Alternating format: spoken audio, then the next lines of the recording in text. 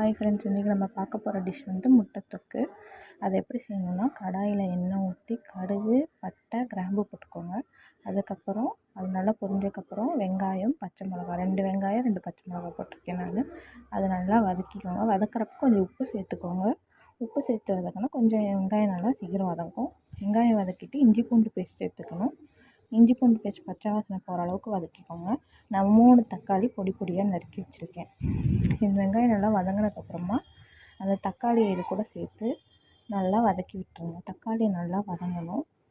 தக்காளி நல்லா வெந்து வதங்குற அளவுக்கு கிளறி விட்டுட்டு நம்ம வந்து மசாலாக்கள் சேர்ப்போம். மிளகாத்தூள், மல்லித்தூள், கரம் மசாலா, மஞ்சத்தூள்.